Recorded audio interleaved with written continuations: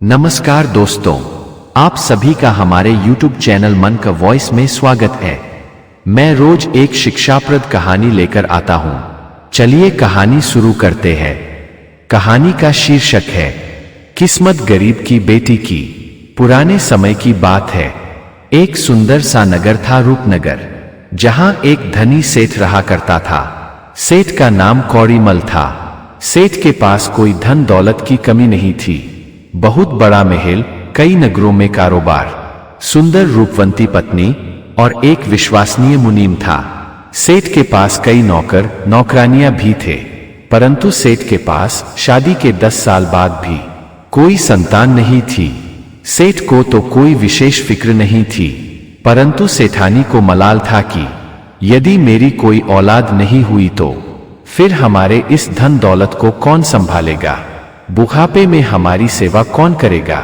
हमने बहुत सुने हैं कि जिनकी कोई औलाद नहीं होती, बुढ़ापे में उसकी धन दौलत नौकर ही लूट लेते हैं, यहां तक कि मार पीट कर घर से निकाल देते हैं। कुछ नौकर तो इतना क्रूर होते हैं कि निसंतान व्यक्ति की बुढ़ापे में हत्या भी कर देते हैं।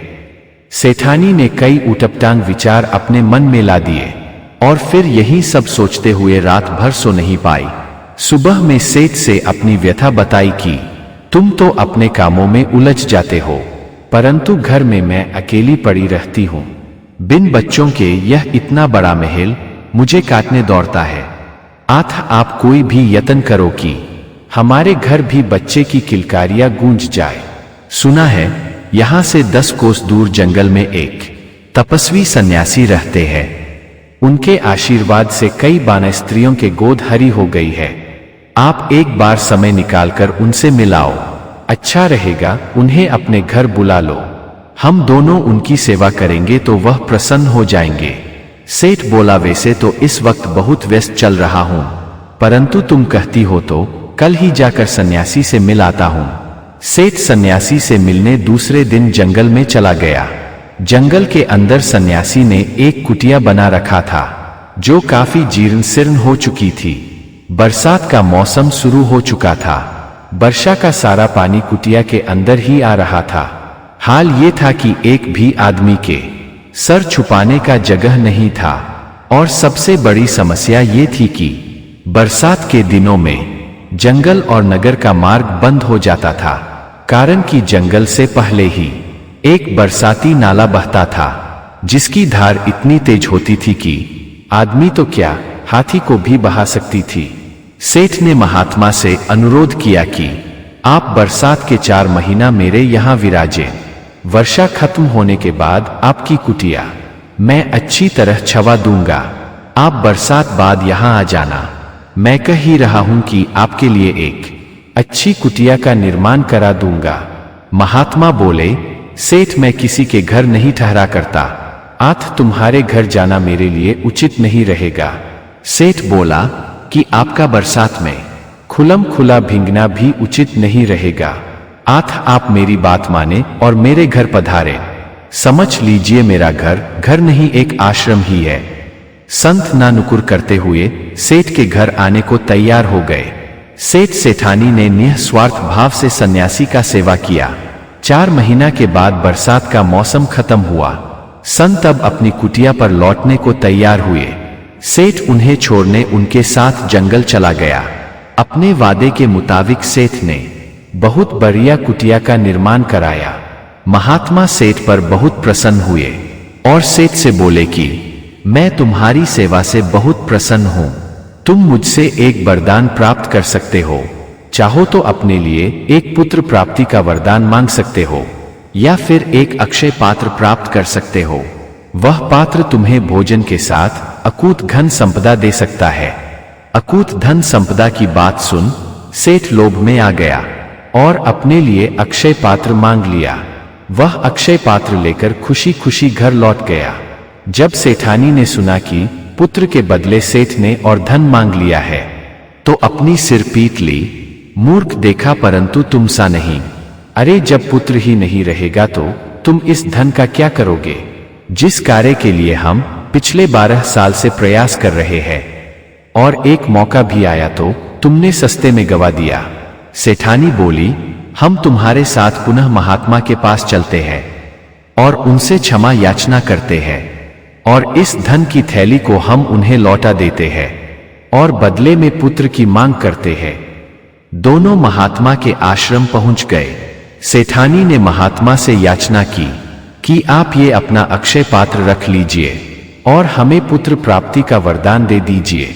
महात्मा बोले, सेठानी ये कोई दुकान नहीं की, जब चाहा सौदा खरीद ले गया और पसंद नहीं आने पर पुनः लौटा आया।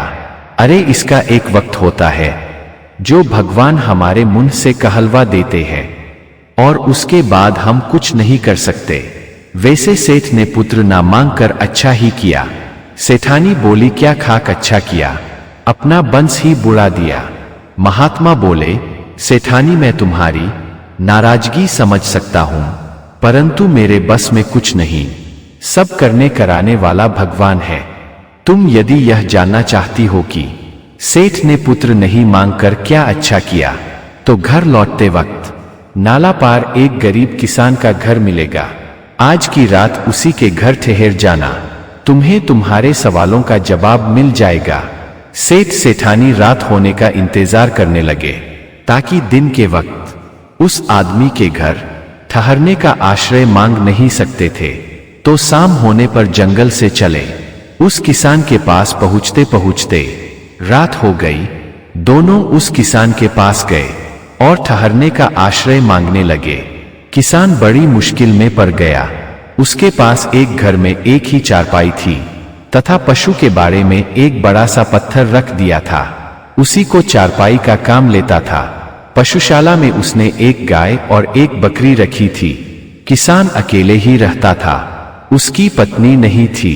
किसान सेठ से बोला कि घर आए अतिथि को मैं भगा नहीं सकता, परंतु समस्या ये है कि मेरे पास आपके खाने का कोई प्रबंध नहीं है। सेठानी बोली, हमारे पास खाने का प्रबंध है, आप भी इसमें से ले लो और खाओ, बस आप हम दोनों को अपने घर ठहरने की अनुमति दे दो। किसान बोला, मेरे पशुशाला में एक बड़ा सा पत्थर रखा है, आप दोनों रात में वहीं सो सकते हो। सेठ सेठानी बोले, आप जहां भी आश्रय दे दो, हम वहीं ठहर जाएंगे। दोनों सेठ सेठानी रात में किसान के गौशाला में ठहर गए। वहां एक गाय और एक बकरी बंधी थी। सेठ तो आराम से सो गया, परंतु सेठानी को नींद नहीं आई। वह जागती रही। कहा वह गद्देदार पलंग पर सोने वाली आज बिना बिस्तर के खुले में एक पत्थर पर सोई थी, तो उसे नींद कैसे आती।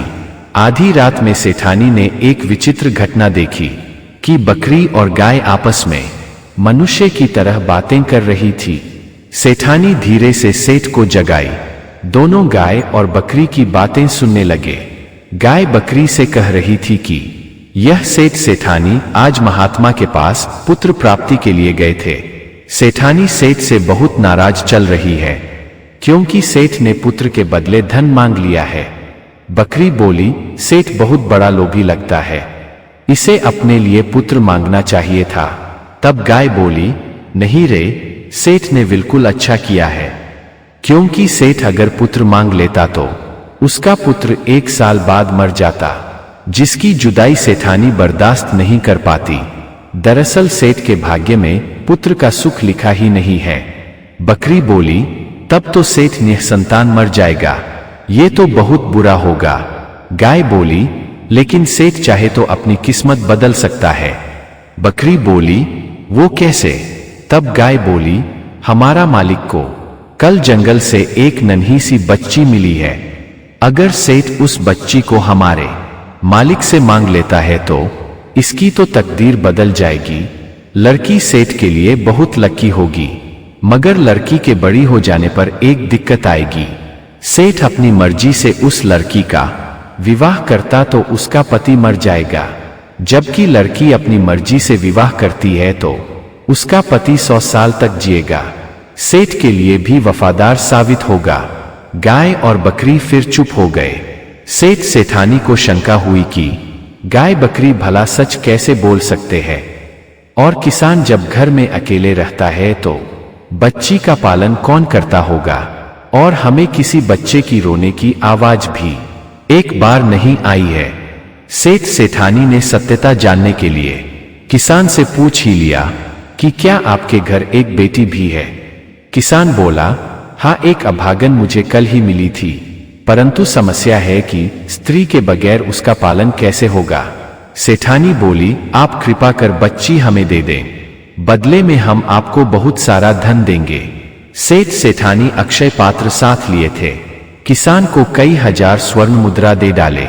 किसान को खुद ही मना करना पड़ा कि सेठ जी अब बस करो, मैं गरीब आदमी इतना धन का क्या करूंगा। सेठानी उस बच्ची को लेकर चल पड़े और अपने महल में आ गए। सेठानी उस बच्ची का लालन पालन करने लगी। समय का पहिया धीरे धीरे आगे बढ़ने लगा। छोटी सी बच्ची कब सयानी हो गई, किसी को कोई खबर ही नहीं हुई। समय जैसे पंख लगाकर उड़ गया। सेठानी सोच रहे थे कि अभी तो कल की ही बात है। सेठानी से बोला कि अब तो बेटी सयानी हो चली है, हमें उसके विवाह के विषय में सोचने चाहिए। सेठानी बोली, खबरदार, भूल से भी ऐसी बात जुबान पर मत लाना। आपने सुना नहीं था कि गाय ने क्या कहा था, हमारी बेटी अपनी पसंद की शादी करेगी और वही हमारी भी पसंद होगा। एक गांव था चंदनपुर, वहां एक बहुत गरीब किसान रहता था। उसका एक बेटा था मणिकांत। बाप बेटा घर में रहा करते थे। उसकी मां नहीं थी। बाप बेटा परिश्रम करने के बाद भी ठीक से अपना गुजारा नहीं कर पाते थे। गांव में नाम मात्र की जमीन थी, उसमें इतनी पैदावार नहीं होती थी कि दोनों एक माह भी खा सके। दोनों ने फैसला किया कि हम अब नगर में चलेंगे और वहीं कोई काम धंधा कर अपना गुजारा करेंगे। दोनों काम ढूंढते रूपनगर पहुंच गए और काम की तलाश में इधर उधर घूम रहे थे। सेठ की बेटी चंचल भी बाजार में कोई सामान लेने पैदल ही गई हुई थी। उसने लाल कपड़ा पहन रखा था। वहां एक सानर आया हुआ था जो लाल कपड़ा देखकर भड़क उठता था। सानर चंचल को देखकर भड़क उठा। उसे उठाकर फटकने ही वाला था कि मणिकांत और उसके पिता ने सानर की पूंछ पकड़ उसको घुमरी खिलाने लगे। वे बहुत देर तक सानर को घुमाते रहे। आखिर में साध किसी तरह अपनी जान बचाकर भागा। चंचल की जान दोनों ने बचा लिया था। चंचल इसके लिए दोनों को धन्यवाद दी और बोली कि आप लोग बहुत भले आदमी हो। इस नगर में कहाँ रहते हो और आप लोग क्या करते हो? मणिकांत बोला, हम गांव से काम के तलाश में शहर आए हुए हैं, परंतु अभी तक हमें कोई काम नहीं मिला है। चंचल बोली, अरे आप लोगों ने हमारी जान बचाई तो हमारा भी आपके प्रति कुछ कर्तव्य बनता है ना। आप दोनों को कहीं अन्य जगह काम ढूंढने की आवश्यकता ही नहीं। आप मेरे साथ चलो, अभी से समझ लो आपको काम मिल गया। मैं आप लोगों को रहने खाने पीने की भी व्यवस्था करा दूंगी और काम भी आप दोनों को बहुत आसान दिलवाऊंगी। मणिकांत बोला, तो क्या तुम भी कहीं काम करती हो? चंचल बोली, नहीं, मैं काम नहीं करती। मैं इस नगर के सबसे बड़े सेठ कौड़ीमल की बेटी हूं। हमारे पिता के कारोबार में 1000 से ज्यादा कामगार काम करते हैं, परंतु आप दोनों चिंता ना करें, मैं आप दोनों को सम्मानजनक काम दिलवाऊंगी। आप दोनों को कभी महसूस ही नहीं होगा कि आप हमारे यहाँ नौकर हो। वह दोनों को लेकर अपने पिता के पास गई और बोली कि इन 2 लोगों को काम पर रखना है। फिर वो भी कहानी सुनाई कि दोनों ने किस प्रकार सानर से मुझे बचा लिया है। सेठ बोला, वाकई दोनों बड़ी काम की चीज है, परंतु अभी हम इन्हें कोई बड़ी जिम्मेवारी नहीं सौंप सकते। इन्हें कुछ दिन काम सीखना होगा, इसके बाद ही हम इन्हें कोई अच्छा काम देंगे। फिलहाल दोनों हमारे छोटी सी गौशाला में हमारी 2 गायों की देखभाल करें। हम इन्हें अन्य कामगारों के अपेक्षा 3 गुना अधिक पगार देंगे। इस तरह दोनों को काम मिल गया और सेठ के गौशाला में रहने लगे। एक दिन सेठ सुबह के वक्त टहलने निकला था कि किसी विषैले सर्प ने काट लिया। सेठ उसी वक्त बेहोशी में चला गया। कई वैद्य हाकिम आए पर सभी ने जवाब दे दिया कि अब कुछ नहीं हो सकता, सेठ जी मर चुके हैं। मणिकांत अपने पिता के साथ आया और सेठ के माथे को छुआ, फिर बोला, सेठ जी अभी भी बच सकते हैं। हम एक जड़ी ढूंढने जा रहे हैं। भगवान ने चाहा तो सब कुछ शुभ शुभ होगा। बाप बेटा दोनों जड़ी के खोज में गए और कुछ ही देर में किसी पौधे का जड़ उखाड़ कर ले आए। उस जड़ी को घिसकर सेठ के कान, नाक और आंख में डाले। उसके बाद बोले कि सेठ जी को जितना हो सके स्नान कराओ। पूरे 1 घंटे तक चंचल और मणिकांत ने स्नान कराया। धीरे धीरे सेठ जी की सांसें चलाने लगी और आधा घंटा परिश्रम के बाद सेठ जी उठ बैठे। चंचल खुशी के मारे मणिकांत से गले लग गई। उसके दिल में मणिकांत के लिए प्यार का दीप जल गया। सेठ जी बिल्कुल भला चंगा हो गए। इधर चंचल मणिकांत से रोज किसी न किसी बहाने मिला करती। मणिकांत को भी चंचल से प्यार हो गया था, परंतु इतने बड़े सेठ की बेटी से अपने प्यार का इजहार करे, उसे डर लग रहा था। चंचल पिता से डर रही थी कि कहीं उनको खबर हो गई तो नाराज हो जाएंगे। चंचल को नहीं पता था कि उसे अपना पति स्वयं चुनना है। दोनों को छुप छुप कर मिलते बहुत दिन हो गए। आखिर एक दिन चंचल के सब्र का बांध टूट गया और अपनी मां से कह बैठी कि मैं मणिकांत से प्यार करती हूं। उसे भय था कि मां नाराज होगी, परंतु मां तो खुशी के मारे उछल पड़ी। उसने मणिकांत से चंचल का विवाह करा दिया। चंचल अपनी जिंदगी की कोई भी सच्चाई नहीं समझ पाई। सेठ सेठानी ने उसे कुछ नहीं बताया। सभी खुशी खुशी रहने लगे।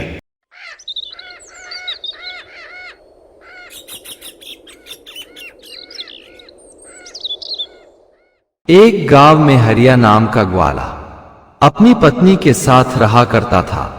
ग्वाला बहुत सीधा साधा था। इतना सीधा था कि उसे कोई भी आसानी से ठग सकता था, परंतु भगवान बैलेंस बनाकर रखते हैं। अक्सर देखा जाता है पति बहुत चतुर होता है, पत्नी थोड़ी कम अक्लमंद होती है, और जिसकी पत्नी ज्यादा अक्लमंद होती है तो उसका पति उससे कम अक्लमंद होता है। और जहां पति पत्नी दोनों अक्लमंद होते हैं, वह घर या तो स्वर्ग बन जाता है या फिर नर्क से भी बदतर हो जाता है। तो ग्वाला की पत्नी अक्लमंद थी। घर बार, हिसाब किताब और घर चलाने की जिम्मेदारी पत्नी को ही थी। ग्वाला तो बस सुबह उठता, अपनी गायों को लेकर जंगल के आसपास के मैदान में चराने के लिए ले जाता और शाम होने पर पुनः अपनी गायों को लेकर घर आ जाता। यही दिनचर्या थी ग्वाले की। इसी तरह दोनों के दिन गुजर रहे थे।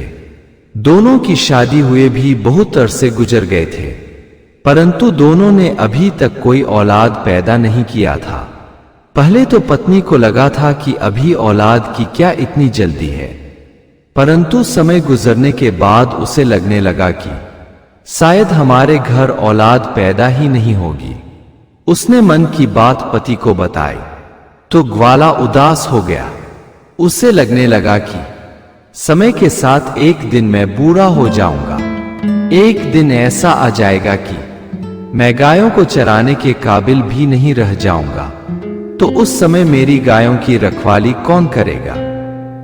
अब उसे प्रयत्न कर 1-2 बच्चे पैदा कर ही डालने चाहिए।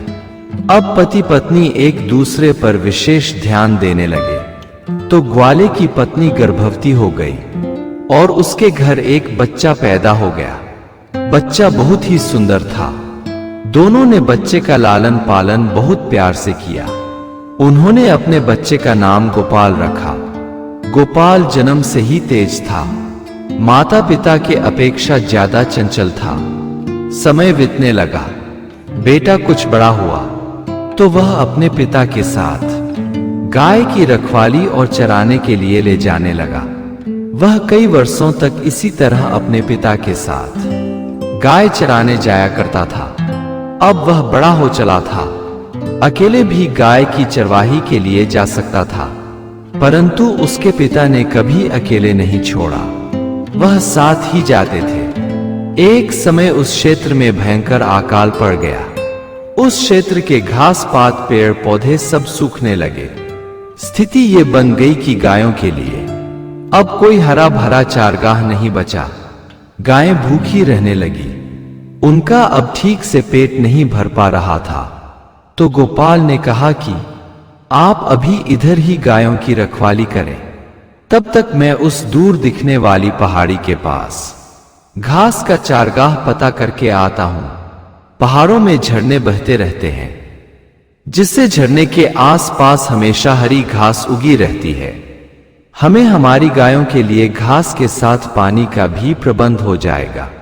तो गोपाल के पिता बोले, बेटा दिखने में पहाड़ बहुत नजदीक दिखाई देता है, परंतु है बहुत दूर। जा रहे हो तो शाम तक हर हाल में लौट आना। रास्ते में हर इंसान को 3 कांटे मिलते हैं, उनसे बचकर जाना और बचकर आना। गोपाल बोला, पिताजी मैं कुछ समझा नहीं, वो 3 कांटे कौन से हैं? तब उसके पिता ने बताया, बेटा पहला कांटा ठग किस्म के लोग होते हैं, जो रास्ते में किसी को ठगने के लिए बैठे रहते हैं। वह बहुत मीठे बोलते हैं और लोगों को बातों में उलझा कर ठग लेते हैं। दूसरा चंचल चपल स्त्रियां भी अपनी वासना की भूख मिटाने के लिए सुंदर पुरुषों की तलाश में यदा कदा मिल ही जाती है। वह अपने रूप जाल में फांस कर अपना दीवाना बना लेती है, और जब आदमी दीवाना बन जाता है तो उससे हर गलत कार्य करने पर मजबूर कर देती है, जिसके विषय में वह आदमी कभी सोच भी नहीं रखा होता है। वह उस आदमी से चोरी डकैती और किसी की हत्या तक करा सकती है। तीसरा कांटा है बड़े लोग, सेठ साहूकार, राजा महाराजा किसी सुंदर नौयुवक को अपना गुलाम बनाने के फिराक में रहते हैं। उनकी बातों में नहीं आने चाहिए, ना ही उनके मुंह लगने चाहिए। सभी से बचने के लिए सरल तरीका है, खुद मूर्ख बन जाओ। तुम अब मेरी बात समझ गए हो, अब जल्दी से जाओ कि शाम तक वापस आ सको। गोपाल वहां से चल दिया। रास्ते में उसे सचमुच कई लोग मिले, तो वह उनके सामने कुछ गाता हुआ और पागलों जैसी हरकत करते हुए आगे बढ़ गया। रास्ते के लोगों ने उसे पागल समझ कोई बात ही नहीं की। अकेले सुनसान जगह एक सुंदर स्त्री मिली। उसे देखकर तो गोपाल के मन में बिजली सी कौंध गई। तन मन रोमांचित हो उठा, परंतु पिता की बात याद आ गई तो उसके सामने पागलों जैसा नाटक करता हुआ आगे बढ़ गया। स्त्री ने उससे कुछ नहीं कहा, बल्कि बड़बड़ा रही थी, भगवान ने क्या सुंदर रूप और शरीर दिया है, परंतु पागल बना दिया है। नहीं तो इसे तो जिंदगी भर नहीं छोड़ती, इसकी तो गुलामी भी कर लेती। गोपाल भगवान को धन्यवाद देता हुआ आगे बढ़ गया। उसे रास्ते में एक सेठ भी मिला, मगर गोपाल की पागलों वाली हरकत देख खुद दूर हट गया। पागल है, कहीं नुकसान ना पहुंचा दे। गोपाल वहां से अब पहाड़ी के पास जा चुका था। उसने वहां बहुत सुंदर एक गुफा दिखी। पास में पानी का झरना दिखा, तो प्यासा होने के कारण गोपाल उसमें पानी पीने लगा। तभी उसने एक सुनहरा बहुत सुंदर बकरी का बच्चा दिखा। उसने चारों तरफ नजरें दौड़ाई, मगर अन्य कोई बकरी नहीं दिखी। उसे आश्चर्य हुआ कि यह बकरी का बच्चा आया कहां से, जबकि अन्य बकरी यहां है ही नहीं। उसने उस बकरी के बच्चे को पकड़ना चाहा तो वह भागकर गुफा के अंदर से चले गया। कौतूहल बस वह गुफा के अंदर प्रवेश कर गया। उसमें बहुत प्रकाश था। जब वह आगे बढ़ा तो गुफा के उस पार चला गया था। उसके पार जाते ही गुफा का दरवाजा बंद हो गया, मगर उसने देखा कि सामने बहुत बड़ा हरा भरा मैदान है। बाग बगीचे हैं, फल से लदे पेड़ हैं। एक बहुत सुंदर झोपड़ी है, जहां एक बुढ़िया बैठकर एक गुड़िया से खेल रही है। बुढ़िया का चेहरा सामने नहीं है। बकरी का बच्चा भागकर बुढ़िया के पास चला गया है। गोपाल भी बुढ़िया के पास चला गया। बुढ़िया ने जब पलटकर गोपाल के तरफ देखा तो गोपाल बेहोश होते होते बचा। वह बुढ़िया एक चुड़ैल थी। उसे देखकर गोपाल थर थर कांपने लगा। उसके मुंह से बोल ही नहीं फूट रहे थे, मगर उसे मां की बताई एक बात याद आ गई थी कि जब कभी मुसीबत में घिर जाओ तो मुसीबत में भी मुस्कुराते रहना और चतुराई भरी बात हमेशा करते रहना। मुसीबत टल जाएगी। गोपाल ने नजरें दौड़ाई तो बुढ़िया के झोपड़ी के पीछे सैकड़ों मनुष्य के कंकाल पड़े थे। गोपाल को समझते देर नहीं लगी कि बुढ़िया चुड़ैल बकरी के बच्चे के सहारे लोगों को फंसा कर यहां तक लाती है और उस आदमी का शिकार करती है। अब आज मेरी बारी है, यह हर हाल में मुझे खाएगी। बुढ़िया विकराल रूप बना गोपाल के तरफ देखकर हंसने लगी तो गोपाल भी उसे देखकर मुस्कुराने लगा। बुढ़िया बोली, मूर्ख, तुम्हें मुझसे जरा भी डर नहीं लग रहा? तुम्हें तो मैं कुछ ही क्षणों में खाने वाली हूं। गोपाल बोला, तुम मुझे खा ही नहीं सकती, क्योंकि तुम तो मेरी अम्मा हो और मां अपने बच्चे को कभी नहीं खाती।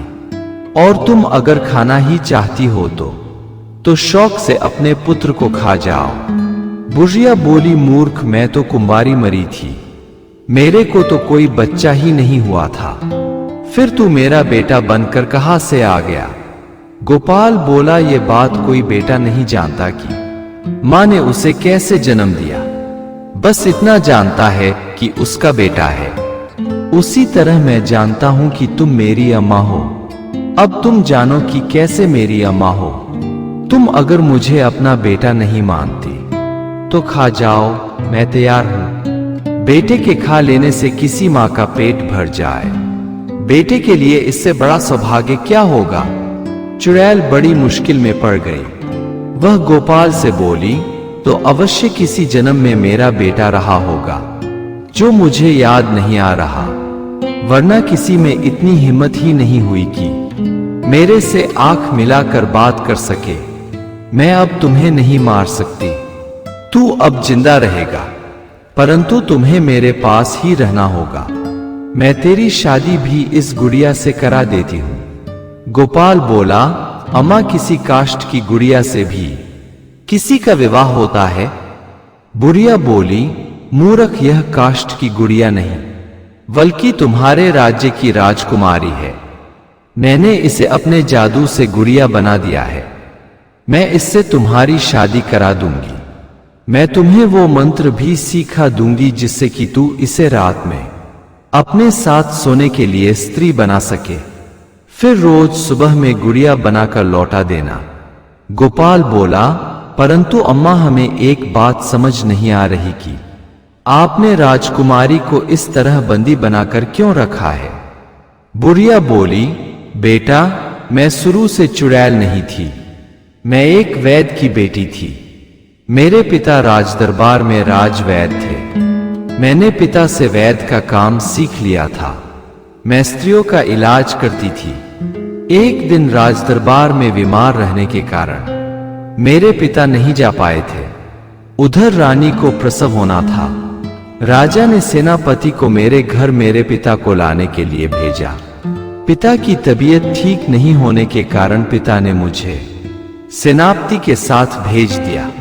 सेनापति की नीयत मुझे कुछ ठीक नहीं लगी। मैं राजदरबार में रानी का इलाज किया और घर लौटने की राजा से अनुमति मांगी तो राजा ने पुनः सेनापति के साथ मुझे भेज दिया।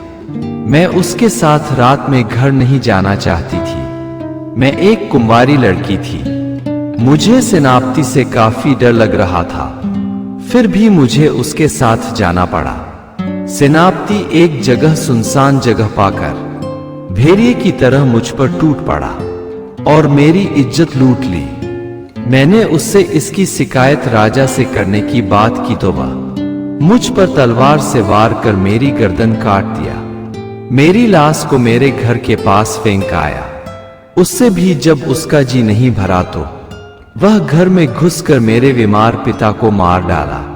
उसने सुबह मेरे घर को चोरी का रूप दे दिया। राजा ने बिना जांच किए मान लिया कि मेरी और मेरे पिता की हत्या चोरों ने लूट के मकसद से किया है। मेरे मरने के बाद मेरी आत्मा को एक भयानक तांत्रिक ने पकड़ लिया। वह एक भयानक जादूगर भी था। वह तंत्र मंत्र का उपयोग गलत कामों के लिए करता था। मैं जल्द ही उसकी विश्वास पात्र बन गई। उसने अपना हर गोपनीय मंत्र मुझे सिखा दिया। मैं उसकी हर बात मान उसका साथ देने लगी। एक दिन उसकी नीयत एक कुंवारी लड़की को देख बिगड़ गई। वह उसे जादू से पुतली बना दिया और घर आकर उसे लड़की बना उसके साथ गलत करने लगा। मुझे अपनी वाली घटना याद हो आई। मैंने उस तांत्रिक का सिर एक पत्थर से कुचल डाला और लड़की को आजाद कर दिया। मैंने सेनापति को, उसकी पत्नी को, उसके पुत्र को एक साथ उसकी ही तलवार से मारा। मैं राजकुमारी को पुतली बना कर ले आई, उसे मारा नहीं। उसका विवाह एक गरीब से कराना चाहती थी। अब तुम मुझे अपनी अम्मा मान चुके हो, तो मैं तुम्हारा विवाह राजकुमारी से करा देती हूं। तुम तब तक मेरे कैद में रहोगे जब तक कि राजकुमारी 3 पुत्रों की मां नहीं बन जाती। उसके बाद तुम्हें मैं आजाद कर दूंगी। फिर तुम्हें अपनी मुक्ति की उपाय भी बताऊंगी। उससे पहले तुम्हें एक कुशल जादूगर भी बना दूंगी। राजकुमारी को भी मैंने बहुत सारे जादू सिखाया है, परंतु सभी जादूगरी सिर्फ तुम्हें ही सिखाऊंगी। 3 साल में ही राजकुमारी को गोपाल से 3 संतानें जन्म ले ली। बुढ़िया बोली, बेटा अब मैं तुम्हें आजाद कर दूंगी। तूने मेरे सभी जादुई विद्या भी सीख लिया है और मैं जानती हूं यह विद्या तुमने अपनी पत्नी को भी सिखा दी है। अब तुम दोनों इसका उपयोग नेक कामों में लगाना। मैंने तुम्हें इसलिए 3 संतान होने तक कैद में रखा कि अब राजा भी तुम्हें अपना दामाद मानने से इनकार नहीं कर सकता। तुम अब राजकुमारी के साथ अपने घर लौट जाओ। जाते वक्त गुफा के दरवाजे पर आग लगा देना और जाते वक्त पीछे मुड़ कर मत देखना। मेरी मुक्ति हो जाएगी, मैं सदा के लिए ईश्वर में मिल जाऊंगी। गोपाल वैसा ही कर अपने घर राजकुमारी और उसके बच्चों को लेकर लौट आया। गोपाल के माता पिता तो मान चुके थे कि गोपाल अब जिंदा नहीं है, परंतु गोपाल के अचानक बहू और पोतों के साथ देख बहुत खुश हुए। राजकुमारी अपने पति गोपाल से अपने माता पिता से मिलने की जिद करने लगी, तो गोपाल पहले अपनी मां के हाथों राजा के पास अपने पुत्रों को भेजवाया, फिर राजकुमारी को भेजा। अब स्वयं राजा अपने दामाद से मिलने के लिए व्याकुल हो उठा। तब गोपाल उसके सामने गया। चूंकि राजा को अन्य कोई संतान नहीं थी, तो उसने गोपाल को अपना उत्तराधिकारी नहीं बनाया, परंतु राजकुमारी के पुत्रों को राजकुमार घोषित कर दिया। इस प्रकार एक निर्धन ग्वाला राजदरबार में जा बैठा। अगर आपको हमारी कहानी अच्छी लगी हो तो हमारे चैनल को सब्सक्राइब करें, लाइक करें और कमेंट बॉक्स में राधे राधे जरूर लिखें। आपसे पुनः मिलते हैं एक नई वीडियो के साथ। तब तक के लिए आपको और आपके पूरे परिवार को राधे राधे।